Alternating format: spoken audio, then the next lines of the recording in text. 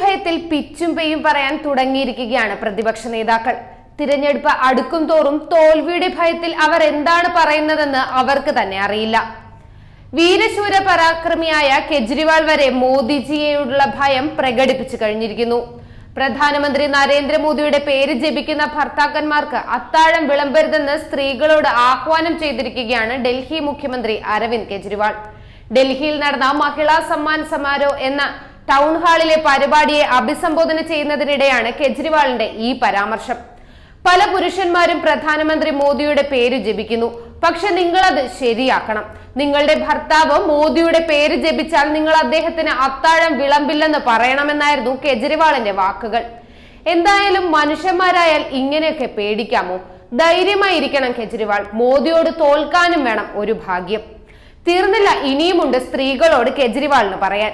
തന്നെയും ആം ആദ്മി പാർട്ടിയെയും പിന്തുണയ്ക്കുമെന്ന് അവരുടെ കുടുംബാംഗങ്ങളോട് സത്യം ചെയ്യാൻ ആവശ്യപ്പെടണമെന്നും നിങ്ങൾ സഹോദരൻ കെജ്രിവാൾ മാത്രമേ നിങ്ങളോടൊപ്പം നിൽക്കൂ എന്നും BJP പിന്തുണയ്ക്കുന്ന മറ്റ് സ്ത്രീകളോട് പറയണമെന്നുമായിരുന്നു അടുത്ത പ്രസ്താവന.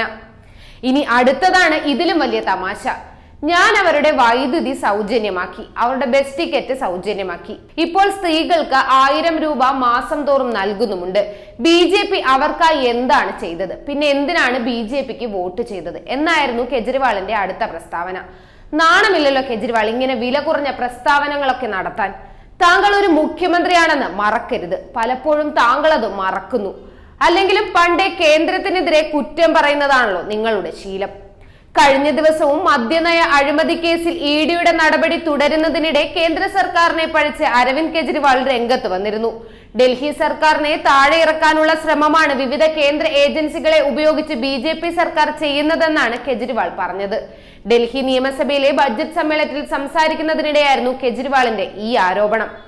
എന്തായാലും കെജ്രിവാളിന്റെ പരാമർശത്തെ പരിഹസിച്ചും വിമർശിച്ചും നിരവധി പേരാണ് രംഗത്തെത്തിയിട്ടുള്ളത്. തെരഞ്ഞെടുപ്പ് അടുത്തതും ഭയമുണ്ടാകുന്നത് സ്വാഭാവികമാണെങ്കിലും ഇത്തരം ജൽപ്പനങ്ങൾ നിർത്തിക്കൂടെ എന്നാണ് പലരും ചോദിക്കുന്നത്. എന്തായാലും മോദി തരംഗം രാജ്യത്ത് അലയടിക്കുകയാണ്. തോൽവിയുടെ ഭയത്താൽ നീറുകയാണ് പ്രതിപക്ഷ നേതാക്കൾ. കൂടുതൽ വാർത്തകൾ അറിയുവാനായി ഈ ചാനൽ സബ്സ്ക്രൈബ് ചെയ്ത് ഫോളോ ചെയ്യുക.